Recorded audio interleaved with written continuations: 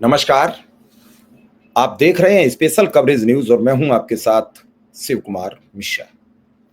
आज एक ऐसी खबर लेकर आपके समक्ष आए हैं जो प्रदेश के लाखों नहीं करोड़ों कर्मचारियों को झटका दे सकती है। भारत में 2014 के बाद जब से नरेंद्र मोदी की सरकार का गठन हुआ है, तब से कर्मचारियों की हालत खराब होती चली गई।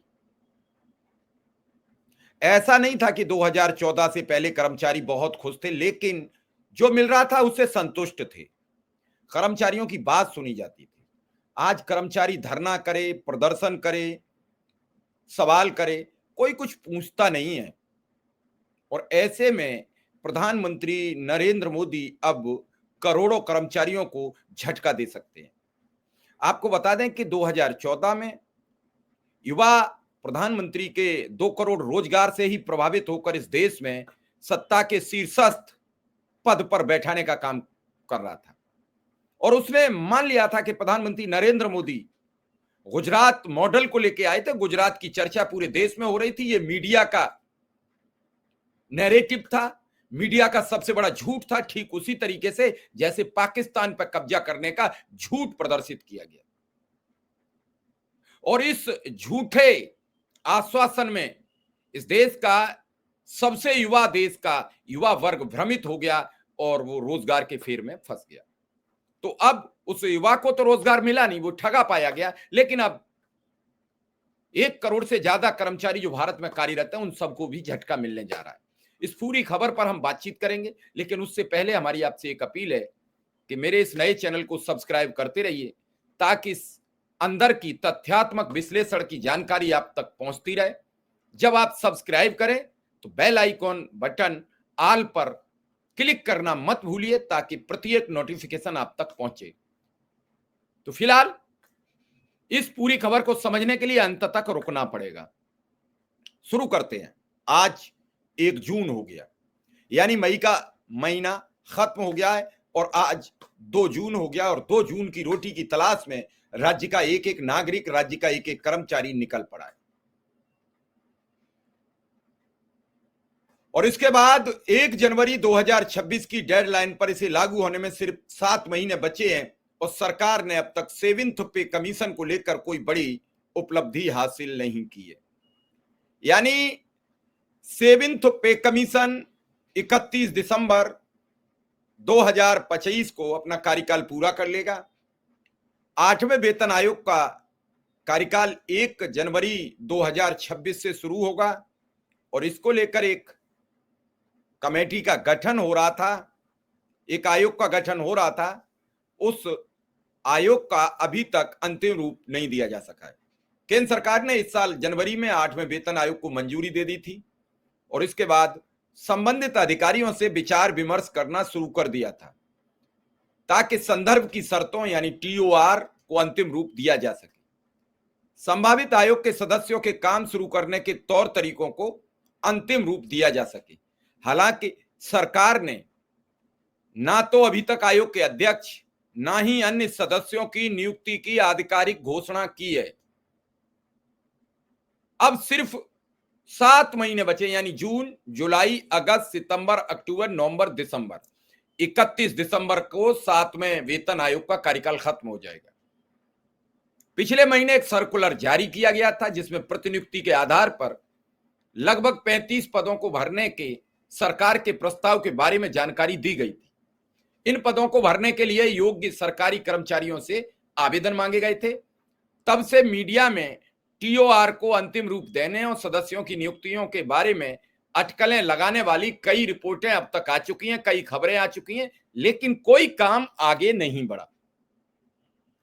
8वें वेतन आयोग की 1 जनवरी 2026 की डेडलाइन पूरी हो पाएगी या नहीं, ये सवाल इस देश का, इस राज्य का, पूरे भारतवर्ष के एक एक कर्मचारी पूछना चाहता है।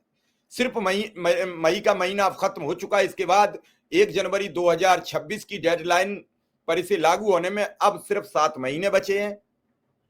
मौजूदा वेतन आयोग यानी 7वें वेतन आयोग का कार्यकाल 31 दिसंबर 2025 को खत्म हो रहा है।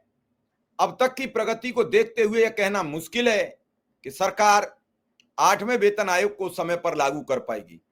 पिछले वेतन आयोगों की प्रक्रिया देखें तो आमतौर पर सिफारिशों को लागू करने में 12 से 18 महीने का समय लगता आया है। ऐसे में 1 जनवरी 2026 से लागू होने की संभावना कम है। अब सवाल उठता है कि अगर कोई कर्मचारी 1 जनवरी 2026 या उसके बाद रिटायर होता है, लेकिन तब 8वें वेतन आयोग की सिफारिशें लागू नहीं हुई हैं, तो क्या उन्हें इसका लाभ मिलेगा? इसका जवाब है हां। ऐसे सभी कर्मचारियों को एरियर के रूप में वेतन संशोधन का लाभ भी मिलेगा। ऐसा पहले भी हो चुका है। 7वें वेतन आयोग के करीब 1 साल की देरी हुई थी, लेकिन सभी कर्मचारियों पेंशनरों को बकाया भुगतान दिया गया था। प्रधानमंत्री नरेंद्र मोदी की अगुवाई में केंद्रीय मंत्रिमंडल ने 16 जनवरी 2025 को 8वें वेतन आयोग के गठन को मंजूरी दे दी थी। इसका मकसद करीब 50 लाख केंद्रीय कर्मचारियों और 65 लाख पेंशन भोगियों के वेतन और पेंशन को नए सिरे से तय करना है। यानी 1 करोड़ 15 लाख कर्मचारियों का किस्मत तय होनी है। हम बार बार ये कह रहे थे कि करोड़ों कर्मचारी, यानी 1 करोड़ से ज्यादा कर्मचारियों को यह झटका लगेगा।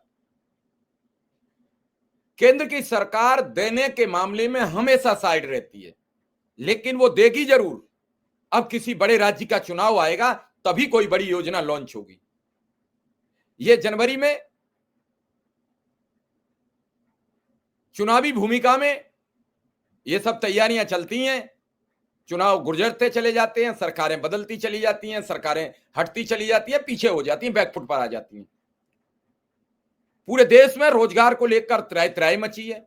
जो कर्मचारी हैं वो अपने 7वें वेतन आयोग की सिफारिश को 8वें वेतन आयोग में तब्दील कराना चाहते हैं। इस 8वें वेतन आयोग की रिपोर्ट में क्या लाभ मिलेगा, क्या होगा, इसका अभी कुछ कह देना बहुत मुश्किल काम है। लेकिन 6ठे वेतन आयोग में 54 और 7वें पैनल में 14% की बढ़ोतरी हुई थी। तो इस बार क्या बढ़ोतरी होगी, सरकार के सामने यह सवाल भी बना हुआ है।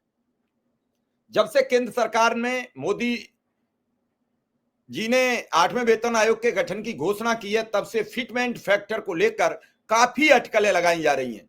दरअसल फिटमेंट फैक्टर वह मल्टीप्लायर है जिसके माध्यम से वेतन आयोग नए मूल वेतन की गणना करता है।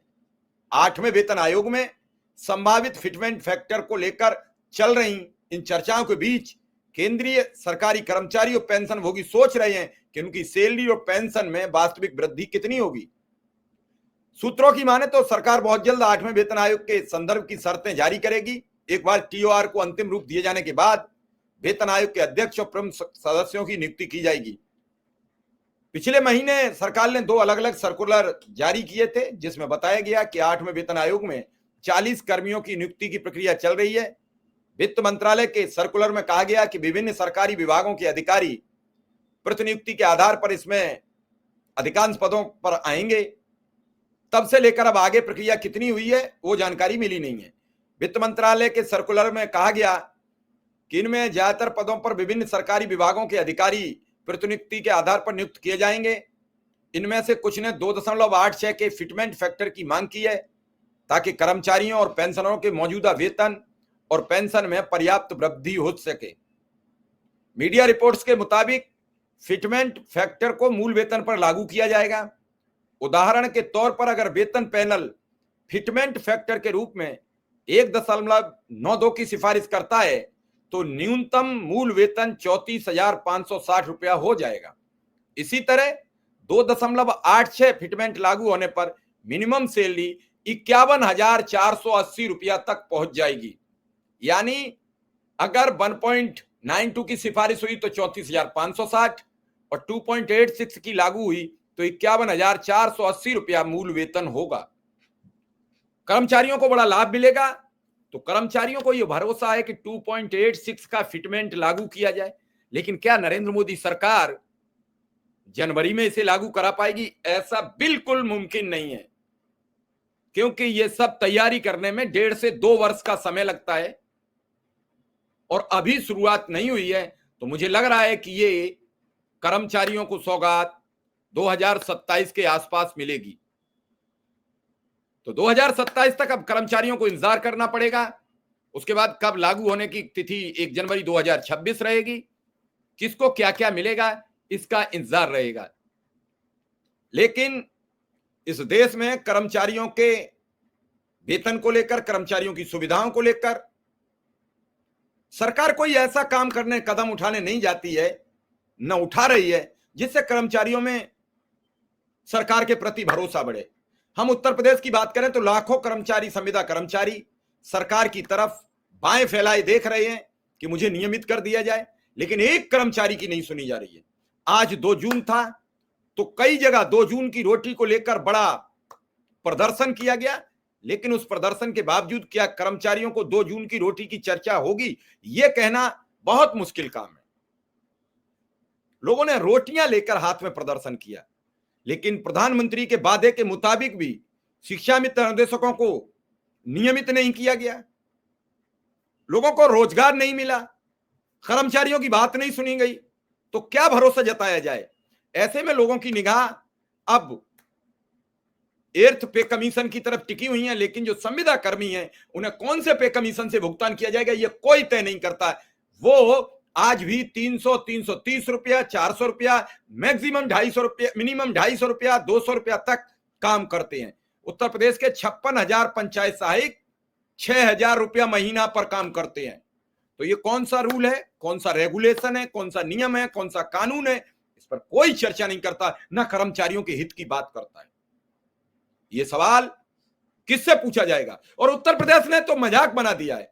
यूपी गवर्नमेंट के नाम से एक ट्विटर हैंडल है सरकारी, उस पर 1,93,000 शिक्षक भर्ती की बात की जाती है और आधा घंटे में डिलीट करके यूपी की गवर्नमेंट उसे भाग जाती है। अब आप किससे भरोसे की उम्मीद करेंगे। भारतीय जनता पार्टी 2017 में एक ट्वीट करती है कि अनुदेशकों को 17,000 रुपया दिया जाएगा, और वो ट्वीट आज तक पड़ा हुआ है। अनुदेशक को 17,000 रुपया का वेतन नहीं मिला, वो 7,000 रुपया तो 2022 तक पाता रहा। 2022 में जब मेरे द्वारा, अनुदेशकों के द्वारा बड़ी लंबी लड़ाई लड़ी गई, तब जाके 2,000 रुपया की मानदेय की वृद्धि हुई।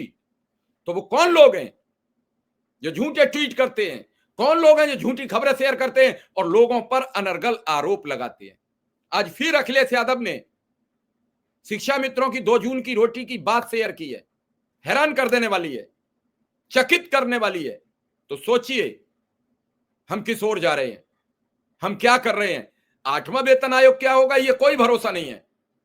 क्या इससे पहले सरकारें नहीं थी, इन्हीं शिक्षा मित्रों को अखिलेश यादव सरकार ने नियमित किया था, 40,000 रुपया मानदेय देने का ऐलान किया था, और 2014 से लेकर 2017 तक मिला। और अखिलेश यादव ने तब इन्हें नियमित किया था जब लोकसभा में शिक्षा मित्रों ने उन्हें नकार दिया था।